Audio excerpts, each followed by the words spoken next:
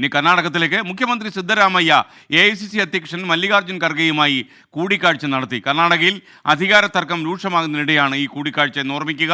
അരുൺ പൂപ്പറമ്പ ബംഗളൂരുവിൽ നിന്ന് ചേരുന്നു. Arun, good morning. വിശദാംശങ്ങൾ. യഥാർത്ഥത്തിൽ ഈ DKക്കെതിരായിട്ടുള്ള പട നയിക്കാൻ ആളുകളുണ്ട്, പക്ഷേ അദ്ദേഹത്തിന് മുഖ്യമന്ത്രിയാക്കണമെന്ന് പറയുന്ന ആൾക്കാരുണ്ട്.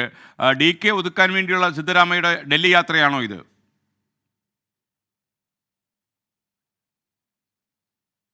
Good morning. ഇതിലേറ്റവും പ്രധാനപ്പെട്ട ഒരു കാര്യം, ഇത് 2.5 വർഷത്തിന് ശേഷം കർണാടകയിൽ അധികാരമാറ്റം അല്ലെങ്കിൽ മുഖ്യമന്ത്രി പദവി മാറും എന്ന തരത്തിൽ കോൺഗ്രസിന്റെ ദേശീയ നേതൃത്വം അത്തരത്തിലൊരു തീരുമാനം എടുത്തിട്ടില്ല. അത്തരമൊരു തീരുമാനം നിലവിലില്ല എന്നതാണ് ഏറ്റവും പ്രധാനപ്പെട്ട കാര്യം.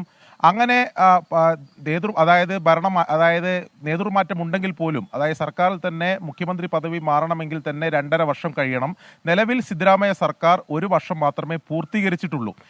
എങ്കിൽ പോലും ഈ ഘട്ടത്തിൽ തന്നെ ഇത്തരം ചർച്ചകൾ കർണാടകയിൽ സജീവമാകുന്നു എന്നതാണ് ഏറ്റവും പ്രധാനപ്പെട്ട കാര്യം.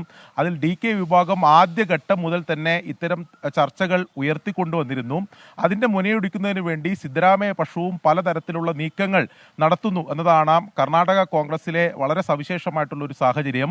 അതായത് ലോക്സഭാ തെരഞ്ഞെടുപ്പിന് മുമ്പും സിദ്ധരാമയ്യ പക്ഷത്തിന്റെ അത്തരം നീക്കങ്ങൾ ഉണ്ടായിരുന്നു. ലോക്സഭാ തെരഞ്ഞെടുപ്പിന് ശേഷം, അതായത് കോൺഗ്രസിന് പ്രതീക്ഷിച്ച വിജയം നേടാൻ പറ്റാത്ത സാഹചര്യത്തിൽ അത് DKയുടെ ഉത്തരവാദിത്വമാണെന്ന തരത്തിൽ ആദ്യം പ്രതികരണങ്ങൾ സിദ്ധരാമയ്യ പക്ഷത്തുള്ള മന്ത്രിമാർ ഉയർത്തുന്നു. പിന്നീട് കൂടുതൽ ഉപമുഖ്യമന്ത്രിമാർ വേണമെന്ന ആവശ്യവുമായി അത്തരം നീക്കങ്ങൾ നടത്തുന്നു എന്നതും, അത്തരത്തിൽ തുടർച്ചയായിട്ടുള്ള നീക്കങ്ങൾ, ഇത്തരം ചർച്ചകളുടെ മുനയൊടിക്കുന്നതിന് വേണ്ടിയിട്ടുള്ള നീക്കങ്ങൾ സിദ്ധരാമയ്യ പക്ഷത്തിന്റെ ഭാഗത്തുണ്ടായിരുന്നു എന്നതാണ്.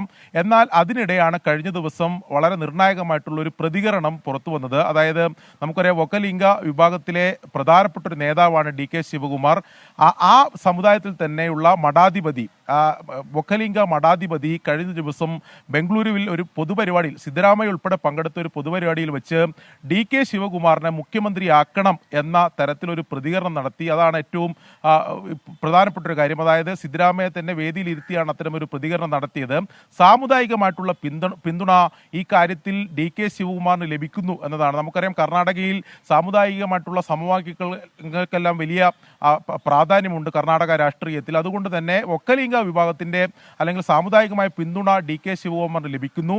അതിനിടെയാണ് ഇപ്പോൾ സിദ്ധരാമയ്യയുടെ ഡൽഹി സന്ദർശനം ഉണ്ടാകുന്നത്. പുതിയ സർക്കാർ രൂപീകരിച്ചതിന് ശേഷം കേന്ദ്ര ആഭ്യന്തരമന്ത്രി ഉൾപ്പെടെ കണ്ട് സ്റ്റേറ്റ് സെക്യൂരിറ്റിയുടെ പുതിയ പ്രപ്പോസൽ അവതരിപ്പിക്കുന്നതിന് വേണ്ടി, അല്ലെങ്കിൽ അത് കൈമാറുന്നതിന് വേണ്ടിയാണ് സിദ്ധരാമയ്യ ഡൽഹിയിലെത്തിയത്. അത്തരത്തിലാണ് വിശദീകരണം. അതിനിടെയാണ് ഇന്നലെ രാത്രി, നമ്മൾ ലഭിക്കുന്ന വിവരമനുസരിച്ച് ഇന്നലെ രാത്രി മല്ലികാർജ്ജുൻ ഖർഗെയുടെ വസതിയിലെത്തി നേരിട്ട് കൂടിക്കാഴ്ച നടത്തി. അവർ തമ്മിൽ ആശയവിനിമയം നടത്തി. ഇത്തരം വിഷയങ്ങൾ ചർച്ചയായിട്ടില്ല എന്നതാണ് സിദ്ധരാമയ്യയുമായി ബന്ധപ്പെട്ട അടുത്ത വൃത്തങ്ങൾ പറയുന്നതെങ്കിൽ പോലും ഈ സന്ദർശനത്തിന് രാഷ്ട്രീയമായിട്ടുള്ള പ്രാധാന്യമുണ്ട്. മറ്റൊരു പ്രധാനപ്പെട്ട ഒരു കാര്യം കൂടി അതായത് സിദ്ധരാമയ്യ, അതായത് 2.5 വർഷത്തിന് ശേഷം മുഖ്യമന്ത്രി പദവി മാറും എന്ന് നമുക്ക് ഈ ഘട്ടത്തിൽ കരുതാൻ സാധിക്കില്ല. കാരണം അത്തരം ഒരു തീരുമാനത്തിലേക്ക് ദേശീയ നേതൃത്വം പോകാനുള്ള സാധ്യത വളരെ കുറവാണ്. കാരണം DK പാർട്ടിയിൽ ശക്തനാണെങ്കിൽ പോലും കൂടുതൽ MLA-മാരുടെ പിന്തുണയും ജനകീയമായിട്ടുള്ള കുറച്ചുകൂടി സ്വാധീനമുള്ളത് സിദ്ധരാമയ്യക്കാണ്. അതുകൊണ്ട് അത്തരം തീരുമാനത്തിലേക്ക് പോകാനുള്ള സാധ്യത വളരെ കുറവാണ്. എന്നാൽ നിർണായകമായി ഇത്തരം ചർച്ചകളും തർക്കങ്ങളും കർണാടകയിൽ പുരോഗമിക്കുകയാണ്. Okay, thank you. ബംഗളൂരിൽ നിന്നാണ് നമുക്കൊപ്പം അരുൺ പൂപ്പറമ്പ ചേർന്നത്.